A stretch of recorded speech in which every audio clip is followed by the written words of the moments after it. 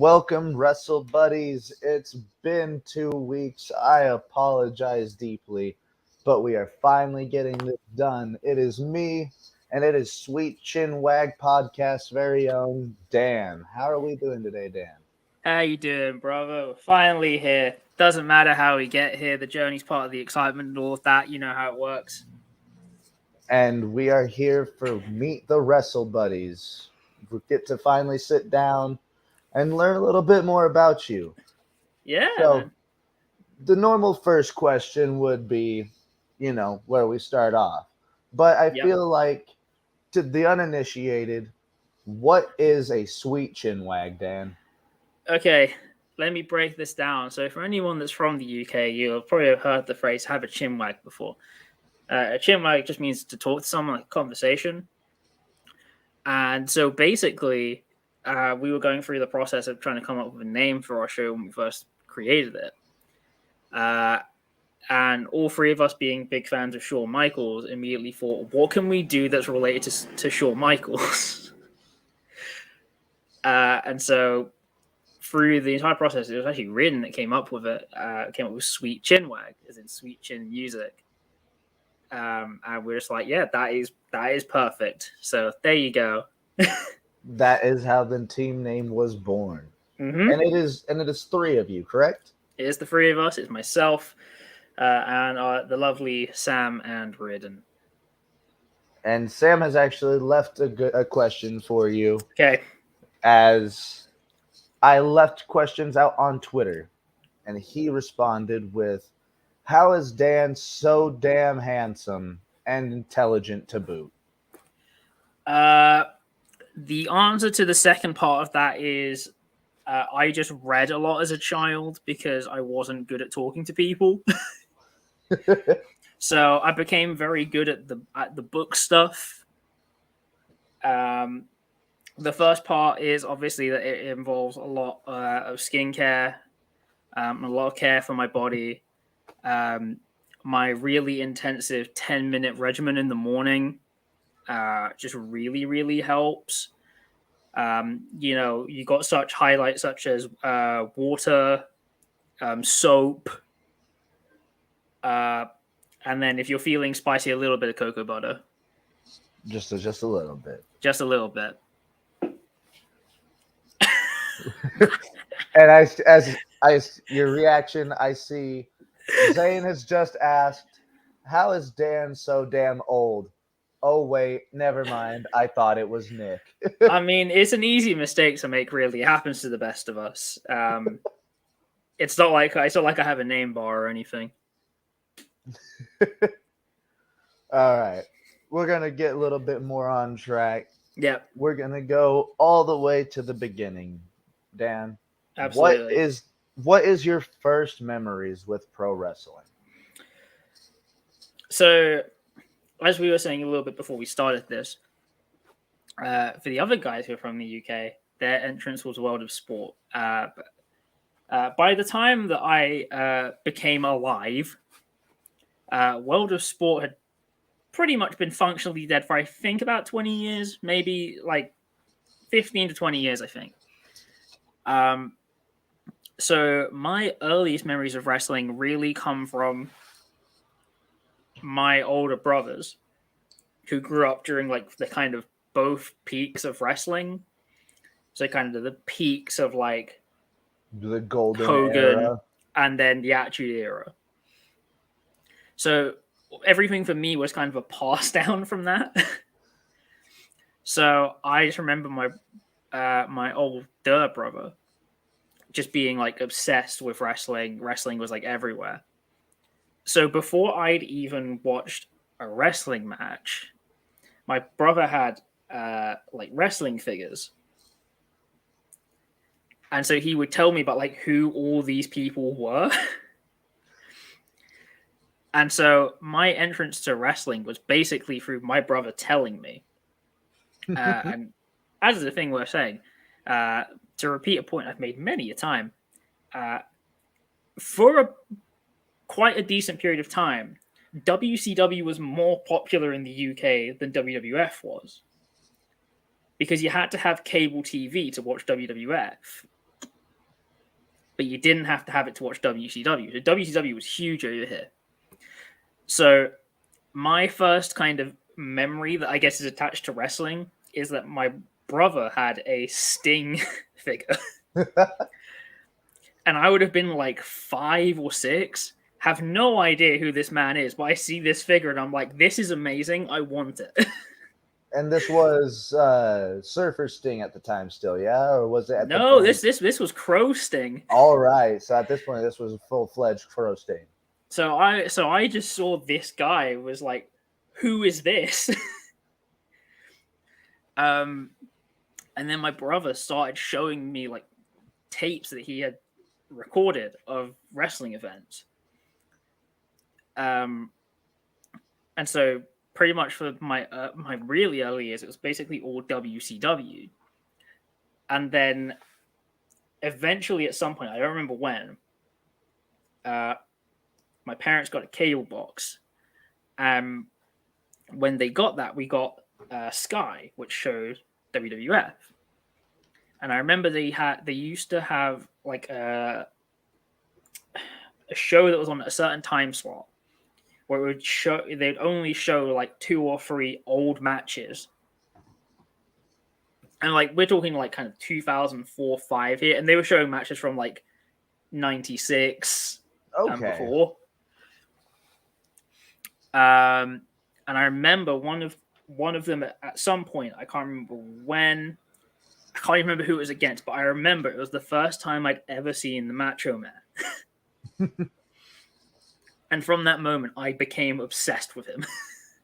Okay.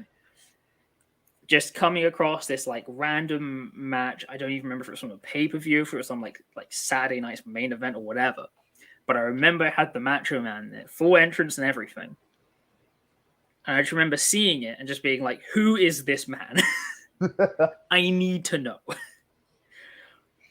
And then from that, because we now all of a sudden had the ability to watch wrestling a little bit easier, not that easy, because like over here you had to stay up until like 11, 10 or 11 for it to start. But all of a sudden, like actually being able to watch it became so much easier. And so then kind of most of my wrestling memories kind of start around 05, 06. And like kind of I guess you would call that like kind of towards the peak / the end of Ruthless Aggression, would you say? Yeah. So that was kind of what I had grown up with. And then that's kind of set the bar for everything I've gotten into in wrestling going forward. Okay. So it would be kind of easy to say that growing up, your favorites were either Sting or Macho Man. If you were able to put a pin on who specifically, who would it be? I would probably say... How you doing, Russ? Hey, Russ. I probably say the Macho Man. Macho Man? Yeah, it was the one that really like caught my imagination and be like, yo, this thing's pretty damn great. That was actually part of the question from Topher LaBelle, a good friend of our channel. It also is a 2-parter. Yeah. What would be your favorite wrestling storyline? And we'll actually make this a 2-parter. What was your favorite growing up? And more into what is your favorite as you've grown up? Okay. So it's hard for me to think of like, you know, much in the way of specifics. But I think probably one of my favorite storylines growing up, and I don't know why I remember this one. I guess so vividly. It was. I'm trying to think exact. I need to get the exacts in it. It was the Rey Mysterio and Batista one, where like they split up the tag team. Where Batista just beats the holy hell out of Rey Mysterio, right? And basically that was like late 05, late 06. For me as like someone growing up, I was like, oh my god, they can't be doing this. This is ridiculous. And it just sticks in my head in this moment, just kind of like that separation between the like the big man versus the small guy. As I've grown up and gone older, though, I think I have to say my favorite story is probably Austin versus McMahon. It's hard to say, it's not. I mean, like there are other like more kind of,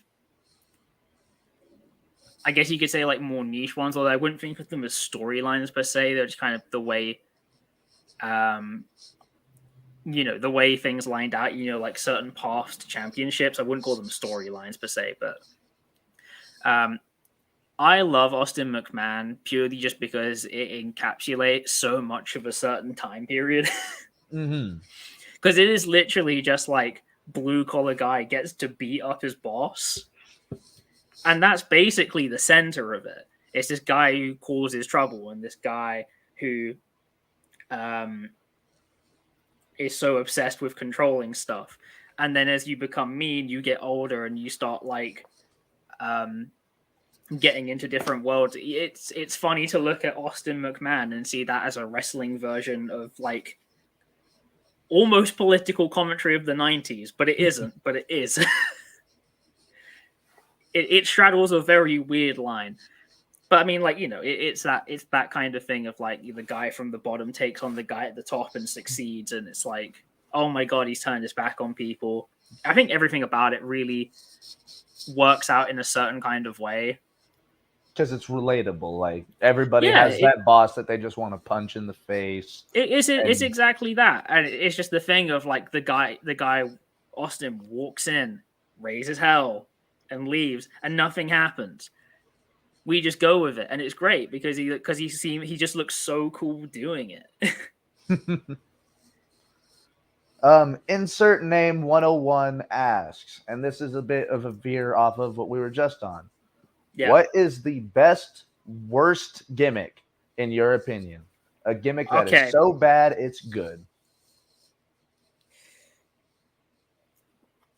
So if I'd say the best worst gimmick, I'm gonna say, okay, I think I've got two answers. Okay. One is the Shockmaster, because the essence of the Shockmaster is I don't understand how anyone could have ever believed that it would work.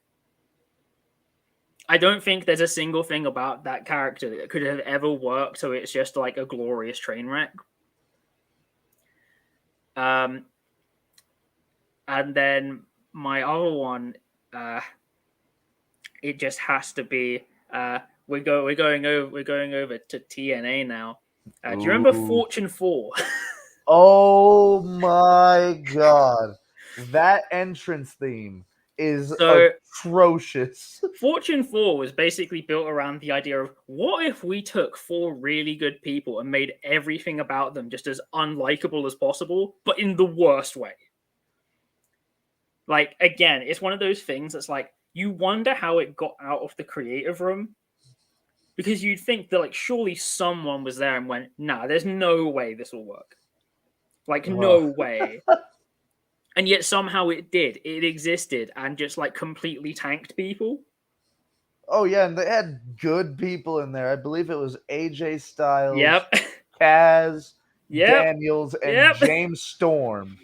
You had 3 pillars of like the American independent scene and just went, okay, consider the following. No. It is just frankly impressive. The lack of thought thrown into that entire storyline. It's literally just so impressive how badly it goes. Doesn't Ric Flair strip down to his tidy whities during that storyline at one point? Probably at some point. I mean, we're by that point in like Ric's career, he's like bleeding after cutting a promo, so Like, I have no idea what was going on with it. I have no idea what was going through people's minds. It also gave us AJ in suits that definitely don't fit him. A look which he kept up for I think about until probably about 2010.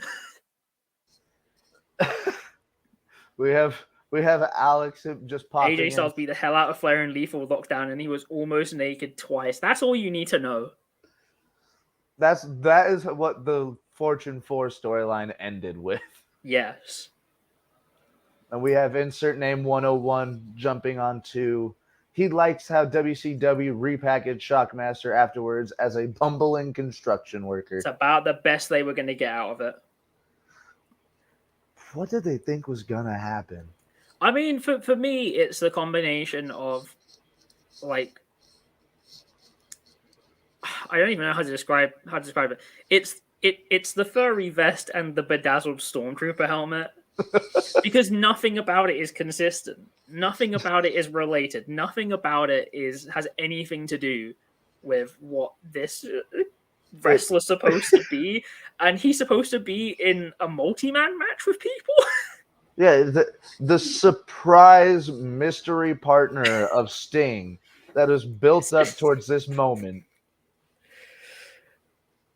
I have no word for it. I have genuinely no words for it. It is just, it's one of those things that you ask more questions and get less answers.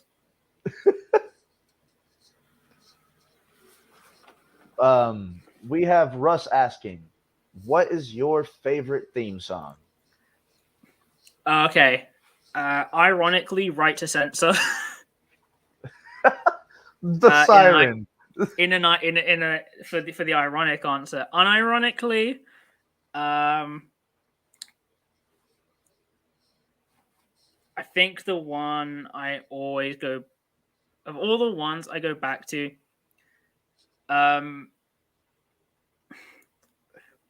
you know, there's that that alternative version of the DX theme. I can't remember what it was. The was it Run like, DMC version? Potentially. I don't know. I liked it. I thought it was great. I do also jazzy have rap rock version, right? Yeah, I do also have like various people like So this is like a really random one. Roderick Strong had one in NXT that is unironically a modern metal banger. Was it his first one or was it Next Level? I think it was called Next Level. But basically, they just decided, let's just give this guy just a modern metal banger. Like, just get someone to stick vocals on it, and you've got a solid tech metal track. Mm-hmm. Outside of that, I mean, I'm trying to avoid ones which are also like licensed songs. Fuck it. What licensed theme song is your favorite? We now have a few to actually choose from. Yeah, we have more now. I would probably go "Where Is My Mind" for Orange Cassidy. I'm a big Pixies fan, so that does help it. But I think it's so fitting. But I think it works in a wrestling sense anyway. Still, especially for Cassidy, I believe. Yeah, I think it works. Fits. I think it works quite well. Jay Luft on Twitter asks, "Yep, who is your favorite murder boy?" For anyone that doesn't know, shout out my guy Jay. Murder boys are what we call our favorite deathmatch wrestlers. We love our death matches. I love my death matches. Flame me in the comments if you want to. I'm not really fussed. So my favorite murder boy right now is the boy Drew Parker. The Urchin Prince. I love Drew Parker. The Urchin Prince. Obviously, he's from the UK. He's from Wales, I believe. He's been on an absolute tear over in BJW recently, having great matches. And then obviously making his GCW debut last year. Absolutely storming over there. He's entered for a Tournament of Survival this year. Ooh.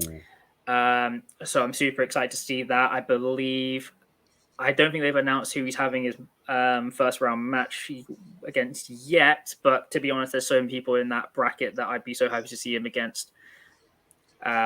Anyway. But no, Drew Parker is brilliant. He's part of the generation right now who are really innovating the deathmatch. And deathmatch wrestling is alive and thriving right now. It's insane. Oh, absolutely. I mean, because outside of him, you've got guys like Akira out there who are absolutely killing it right now. Insane. It is insane the level of work that they're doing and they're putting in, and the profile they're putting on. And that's even about thinking about how much they're leveling up just the technical game in there as well. Mm. It is absolutely crazy. I guess side shout out to Masashi Takeda, who's a classic favorite of mine. But no, Drew Parker right now all the way. Would he be your favorite all time? Masashi Takeda. Drew Parker. Or Drew Parker. I probably wouldn't say he's my favorite all time.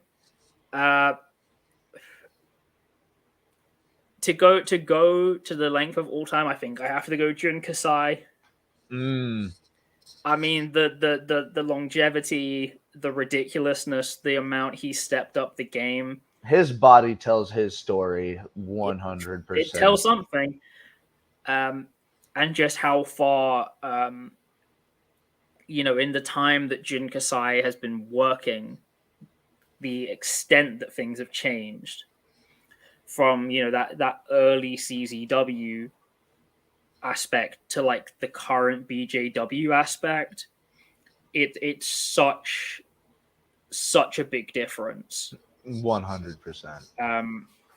Just in terms of like the technical work rate, the respect and the protection, all the way through to just like the sheer level of thought that he's able to put into stuff now, and again, like really push people to be better. At this point now, when you talk about modern deathmatch wrestling, you can't really do it without talking about Jun Kasai. Yeah, without a doubt. Masada is there for me as well. MDK or F and Day. Nick Gage. That's my guy. We also have another question, and this one, unfortunately, it is dated because 2 weeks ago they did do some cuts.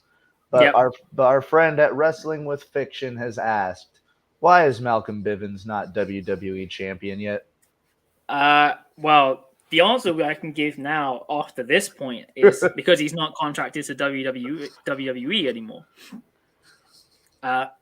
My answer to it while he was still there is that, frankly, I believe they are just scared of the raw power of Malcolm Bivens.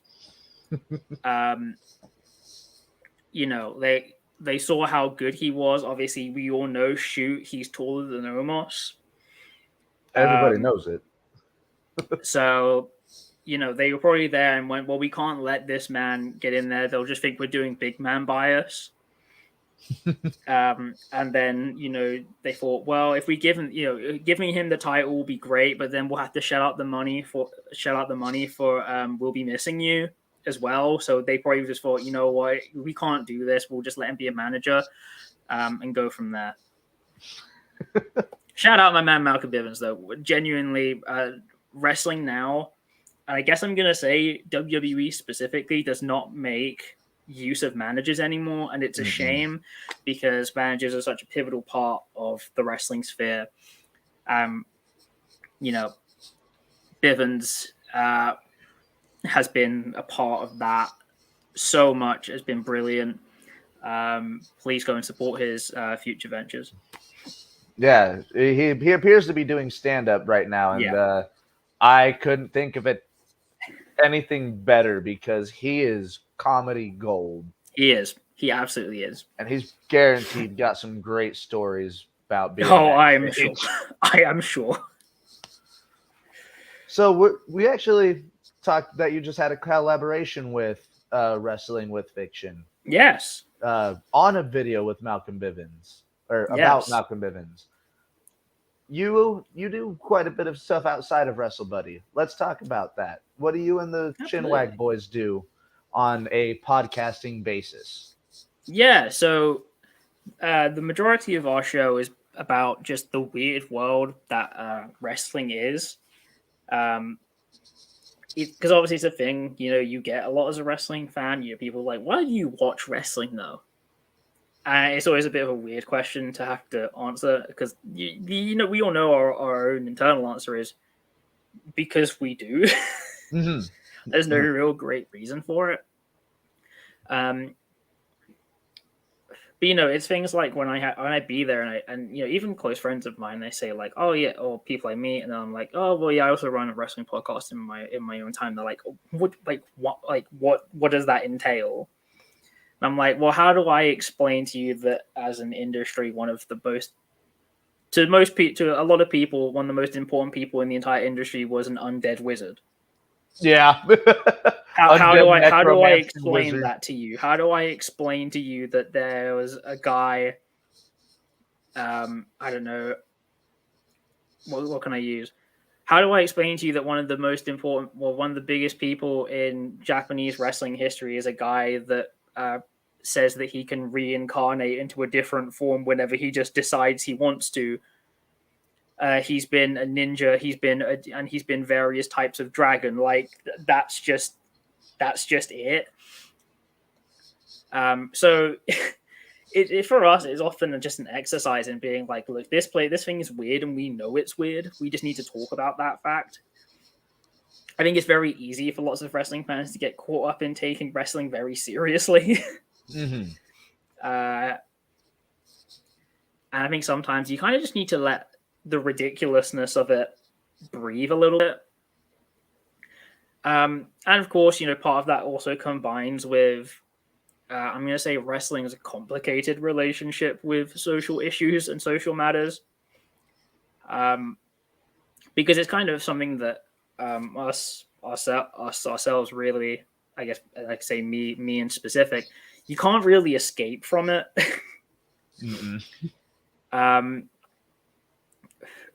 So you kind of always have to balance everything up and be like, okay, yeah, I can see how this is a little bit odd. I mean, this is something that we need to talk about. There are many conversations to be had. I won't go over them here. It's not really the time or place for it. But kind of just taking in everything that wrestling is, what makes wrestling wrestling. And so then obviously in amongst that, we have the occasional interviews where we get to talk to so many amazing people about their lives in wrestling, their careers, what brings them in, what inspires them. And, everything from like looking at inspirations that wrestlers have from outside wrestling, which has become such a cool thing to think about and to really look at. Yeah. And then obviously in amongst that, the occasional live streams, playing wrestling games, collaborating with other people, fantasy bookings, quizzes, all of it. It's all just so much fun to do because wrestling is this weird and wacky world that kind of anything goes in, really. If you can think of it, you can do it. And that's really the best part. So how long have you and the ChinWag group as a whole been together? So we've known each other for, I think, 3 or 4 years. So I met them through a former partner of mine. And I remember I got invited along to this house party. And just through the course of it, because I guess this is just how my brain works, I guess either myself or Sam probably just mentioned something wrestling related, and then I was just like, I know what that means. The Captain America, I know that reference. Yeah, it's literally my brain just like sparks off, and it's like I understand this.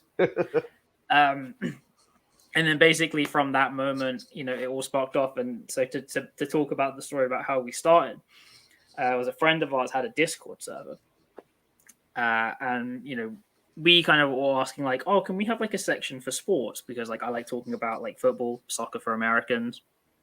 I'm a big Formula One fan as well. So I was like, oh, that'd be cool to have like a little space to talk about that. And then just kind of through the course of it kind of got overtaken by wrestling stuff because I'd slowly gotten back into wrestling. So I stopped between about 2014, 15 to about 2019. And I was just kind of slowly getting back into wrestling. And then kind of through that, myself, Sam, and Reardon just kind of kept referencing wrestling back to each other, kind of in this big loop. And obviously we hit the absolute peak of really the start of the Panasonic. And our friend was basically like, can you guys stop talking about wrestling here? Find your own space, start a podcast or something. And basically from that, my mind just went, all right, bet. And then I got a message from Sam about, I don't know, an hour or two later, just being like, do you guys want to do it? Like we already got told that we should. Why and not? We were like, well, we got told that we should, and we don't really have much else better to do with our time. How are you doing, Courtney? Hey, Courtney. Yeah, so we were just kind of like, we don't really have much better to do with our time. So let's just do it. Let's just commit to it. And if we decide after like 2 episodes that we hate it and we're never going to do it again, then we'll just leave it there. We'll just try and scrub as much of it off the internet as we can. And then from there, it kind of, I always said we enjoyed it because it was almost like a mini therapy session. Mm-hmm. It was just our time away from everything and our time to talk about something that we enjoyed. And something that we just had this mind to. We didn't have much opportunity to talk about it to other people. For a long time, I didn't expect, like, especially during like high school, and that I do basically no one that's talked about wrestling. And it wasn't until like probably like 2017, 18 or whatever, I met people that actually liked wrestling. For the first time in forever. And so it was like, oh, okay, I can do this. This is really fun. This is really fun talking about this. And then it kind of just kept rolling and rolling. And then one of the early things I remember, it was probably about 3 or 4 months after we had started, we got a message from someone who just said like, hey, I just like came across your show. I had a lot of fun listening to it, and I was just like, oh my god, that's awesome. I was like, some person that I don't know has heard me and been like, hey, that was good. And that was kind of like a crazy thing for me. Because like I've been told that through other stuff that I've done, like through being involved in music and being involved in various places I've worked and things like that, and being told like, hey, like I like what you do. That sounded great. And for me, that was because like, oh yes, thank you for appreciating all the hours of practice and stuff that I put into learning this song that I'm performing for you. Whereas now it was just this person was like, hey, you talking about wrestling with your friends was really funny. I really enjoyed it. And that was like a crazy thing to me.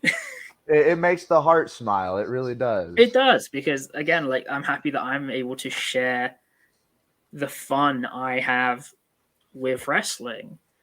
And being able to share that and promote that and have other people be involved in that is such an important thing for me. It's why why I really despise anyone who gatekeeps wrestling. Mm-hmm. Because it's like we shouldn't be trying to lock people out of this just because of the way that they choose to engage with it. Because wrestling really is for everyone. No, it is. And like I get people on my back so often about like, for example, like retweeting DDT Pro when they do their crazy stuff. GCW, bits of like AEW shows. Yeah, for some reason, the wrestling fans are very bitter towards anything that they don't know or they don't like. Yeah, and it's just like there's lots of different ways to get people into wrestling. There's lots of things that people engage with in a different way, um, and just trying to get people into that first step is such an important part. That's why, like, you know, um, some of people that I work with in my shoot job, I guess if you want to say it like that, shoot job. Um, I thought like, okay, well, we're doing stuff about Japan. I'll do some Japanese wrestling. But I was like, look, they're not gonna. You can't just drop someone in on New Japan. You can't just drop someone in on All Japan. You can't drop someone in on Noah and just expect them to get it the same way that you get it. But I'll tell you what I can do. I can show them Chris Brooks versus Pokutan. I can show them Kota Ibushi versus Yoshihiko. Which, if anybody has not seen Kota versus Yoshihiko, it is the It's greatest match against an inanimate object I've ever it seen. it is so like engaging for people to watch. It's a different kind of thing, and people are like, "Oh, I don't want this comedy in my wrestling." But it's like, no, there is a place for it. If you want to look for a place for it, World of Sport. look over at us in the UK. At the time when Inoki was making waves in Japan, the Funks were redefining American wrestling and setting the foundation for hardcore wrestling in the US. One of the most popular people in the entirety of the UK for wrestling was a guy who looked like he could be your granddad, who would go around and just do funny stuff. Because that's what it was to us. For people that don't know, British wrestling, like it's in the World of Sport style, comes from cabaret. It was light entertainment for people to go and see at like village halls. That's what it was. So it's a completely different way of thinking about it that different people have, and you just need to find that way to get people in. Once you get them in, then you show them your All Japans, your Noahs, your Angle Lesnar 60 minutes. Yeah, because you can't show that to someone who hasn't watched wrestling before. No, it just doesn't resonate in the same way. You need to have that kind of that background and that context before you get to it. And once you get it, you get it. Mm-hmm. But you need to get to that point first. So, Russ asks, Yeah. and I didn't have to ask this. Do you like Jeff Jarrett? Jeff Jarrett is the center of the wrestling universe in my mind and in our mind. Jeff Jarrett occupies the weird space of just being everywhere at any time, whenever. And it's just like, so like when we said we started the 6 Degrees of Jarrett, if you don't know, it's based off the 6 Degrees of Bacon, which is a parlor game based off how through how many films or actors can you connect an actor to Kevin Bacon through the films they've been in. And just through the course of doing the show, just for some reason, Jeff Jarrett happens to come up in pretty much most of our episodes. We don't know how. Somehow he's there. He's involved. He's on a pay-per-view that like someone else that we've like the whole focus on like a completely different person. Somehow he's on like a pay-per-view that they were on that's important. He's somehow involved in a storyline. He's in the company at the same time as someone else. He randomly has an involvement in something, and it's just like this man has been everywhere, it seems, and we just have to deal with that fact.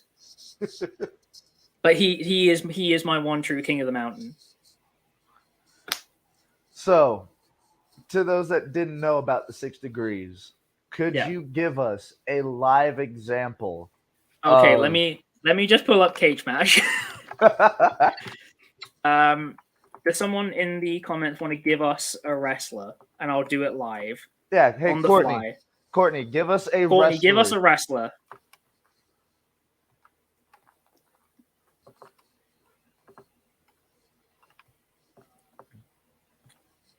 And we'll see what we can do. Let's test out the 6 Degrees of Jarrett here live on Meet the Wrestlebuddies. We got Alex saying Ezekiel. Okay, we got Alex saying Ezekiel. Oh, okay. Well, you could do it. You could do it in one through the Royal Rumble, but multi-man matches don't count by the rules we like to use. So let's take Ezekiel. I'm gonna assume that's the right one.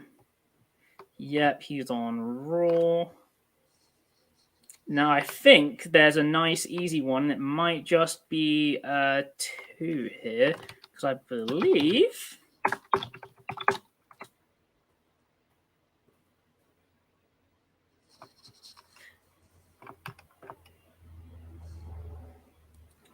okay.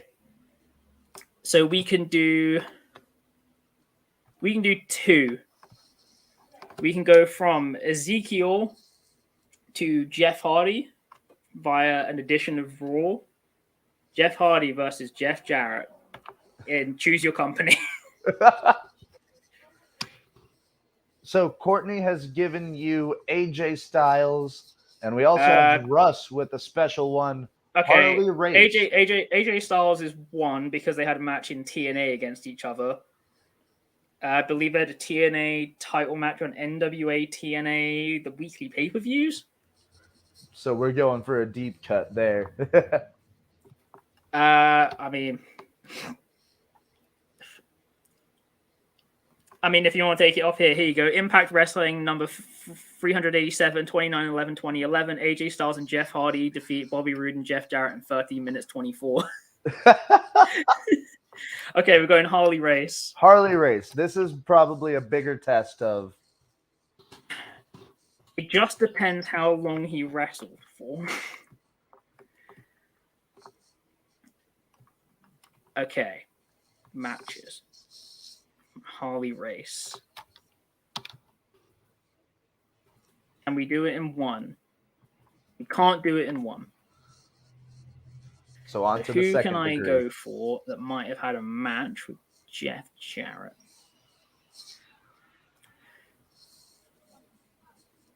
I think the real question would be, did Harley Race ever have a match with Sting?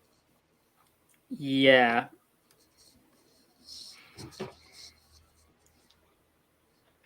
Okay. We got a couple good options here. I'm not sure which one we're going to go for sure, but we'll.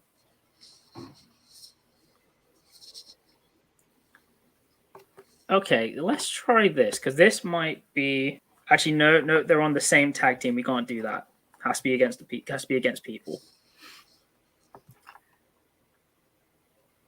Okay, let's go for this one. This might be a bit awkward, but we'll try and make it work.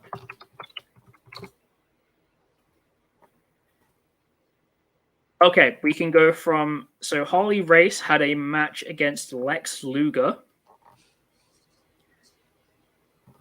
And then from Lex Luger.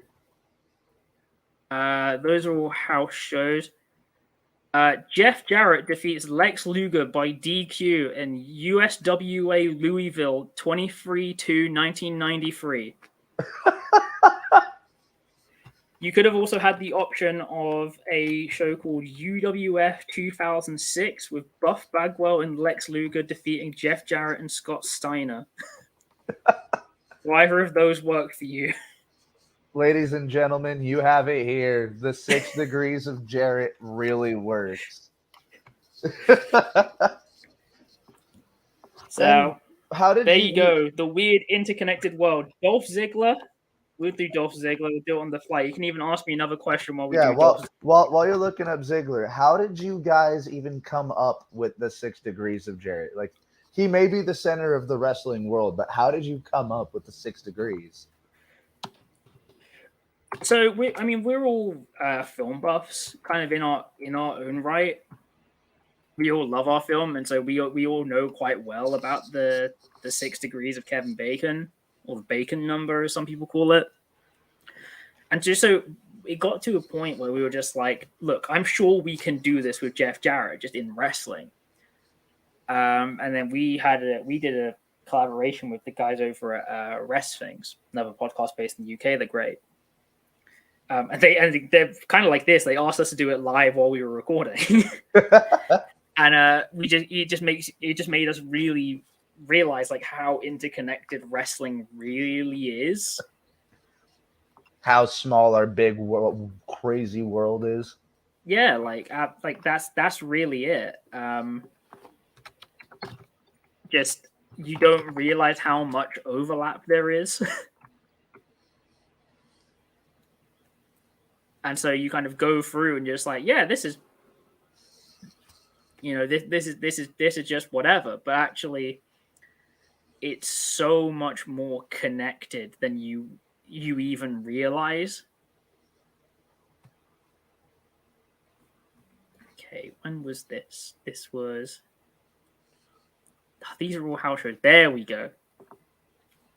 Meanwhile, while you're looking this up, Alex has put into the comments dream match: Butch and Pete Dunne versus Ezekiel and Elias versus Walter and Gunther inside a Punjabi prison.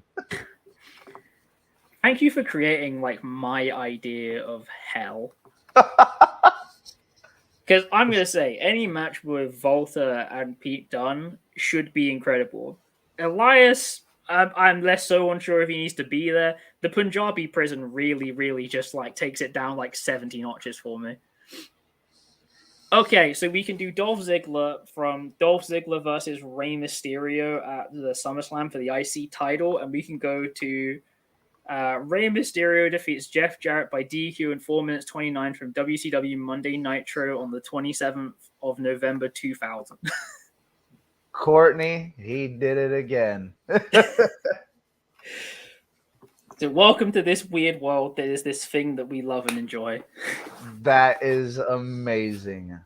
So we've got about 12 minutes left. Yeah. I realized I forgot to ask you, what drew you to pro wrestling? Like you said, your brothers introduced you to it, but what was it the spectacle?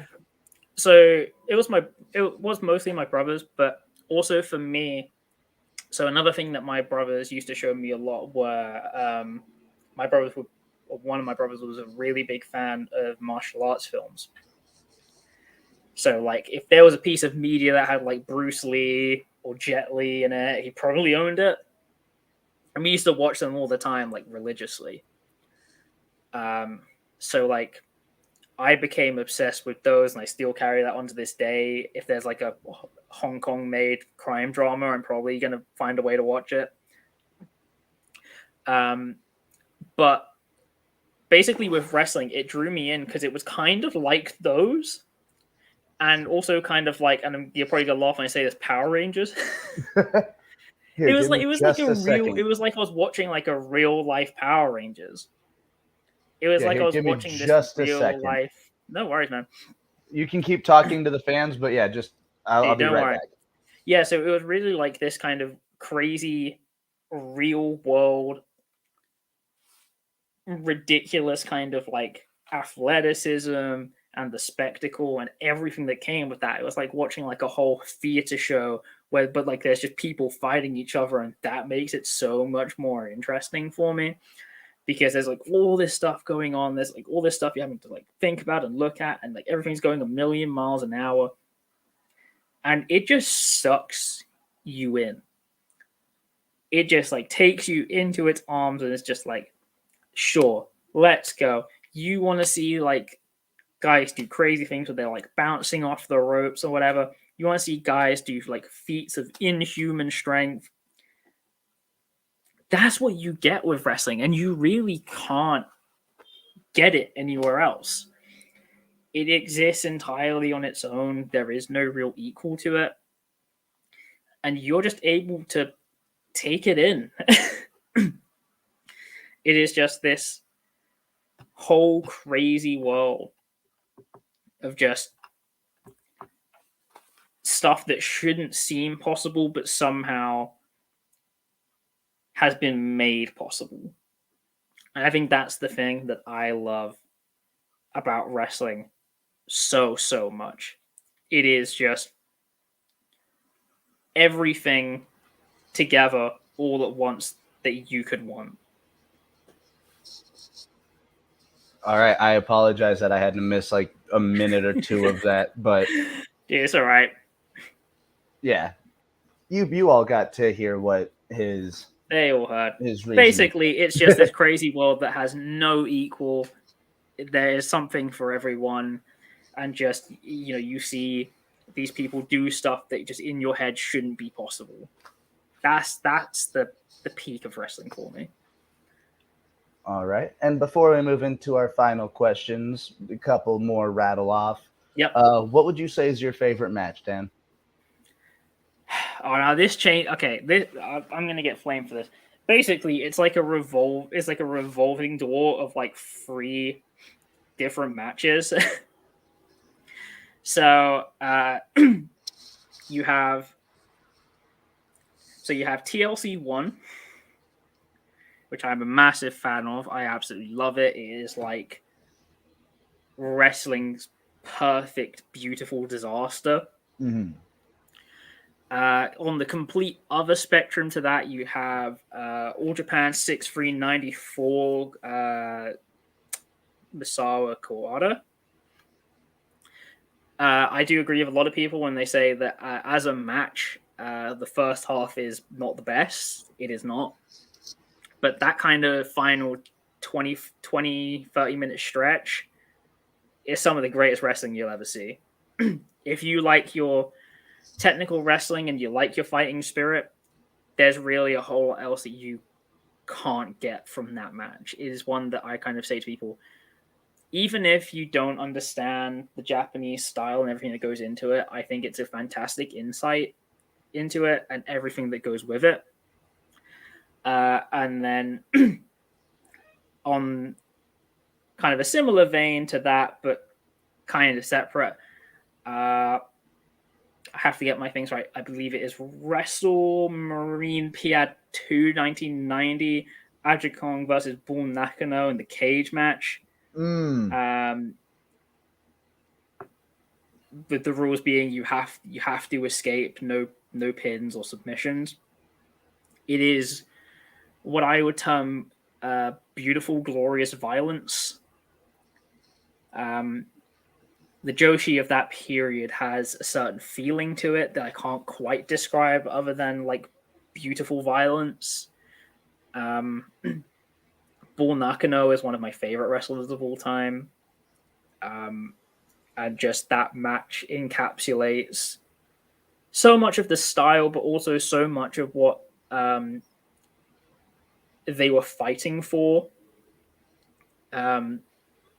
And it's kind of no surprise that it's so pivotal, both in the foundation of the women's deathmatch scene in Japan, but also kind of what it meant for women's wrestling as a whole, that was able to become a really pivotal match. So it is something that, again, I would recommend people to see. It is not the easiest watch in the world, I will say. But it is pretty damn fine by my estimation. So pick one of those 3 out and enjoy yourself.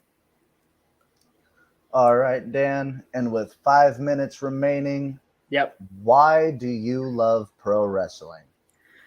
I love pro wrestling because it is, as I said to a friend of mine quite recently, pro wrestling is like the soap opera cousin of actual sports. It is something quite unlike anything else in the world, and I would like to describe it as a very strange form of physical theater. It is about people doing amazing feats of physical endurance and telling stories purely through their bodies and the way that they do stuff. Wrestling at its best can be some of the most compelling storytelling that you will ever find. It is a way of telling a story that you might not ever otherwise get the chance to see. And wrestling really encapsulates so much that's great about so many things. I think it can actually help in a wider appreciation of certain aspects about the work that goes in the storytelling and just again the escapism. I can easily get lost in wrestling storylines and easily just sit there and immerse myself in it. Yes, this world is weird, but sometimes weird is good. Sometimes weird gives you magic. You don't realize what you get sometimes without going to the crazy lengths that you go to. And if you're there and you say, I want violence, GCW, CZW, Big Japan, FMW. If you want fast paced, like I said, craziness, Stardom is out there. All the amazing ones like there, like Stardom, Wave, Diana, all of that. If you want hard hitting, again, like glorious violence, New Japan, All Japan, Noah, a rule out there, great. Again, over in Japan. If you want something that is, maybe more lightly entertaining, you've got WWE, you've got AEW. It is something that you can just drop yourself in and find a way to enjoy yourself in whatever way you see fit. I feel like that is an amazing explanation for your love of pro wrestling, Dan. And we've got Russ saying thank you already. Thank you so much, man. Without you guys, we're not here talking into the void. So thank you. Exactly that. Every person that is there and decides to listen to something that I do, that Wrestlebuddy do, that anyone else in this crazy world that we live in and engage in does, it means the world to us because wrestling is wrestling and wrestling is great. It's the medium in which we are all connected and we love it. Dan, before we do our send-offs, is there anything that you want the people to look out for or keep their eyes glued to? So coming up in June, we will have a new batch of interviews coming out. These interviews are based around our own personal engagement and our lives being part of the LGBT community, along with the lives and work of some people in and out of wrestling who are also members of the LGBT plus community. It's something that means a whole lot to us because of who we are as people and what it means in the growing scope of LGBT plus wrestling across the world, not just in the US or the UK, but in Japan, in Australia, and everywhere. It means a whole world to us. And then just because you said stuff to watch out for, and it's something I didn't get to mention earlier, go out of your way to find the ECW on TNN, which has Super Crazy versus Tajiri. It's brilliant. Hey, getting that Tajiri love from earlier yesterday. All right. Well, this is the end of this interview. We've had an hour to meet our good friend Dan. I hope you guys all enjoyed it. Dan, I hope you enjoyed it. I always enjoy it, brother. I love you, brother. Thank you so much for joining us. This is the part where we tell you all to stay safe, stay healthy, stay hydrated. Keep tuned into the Wrestlebuddy YouTube channel. Keep your eyes on our website. Yeah. And this is the part where we wave. Bye.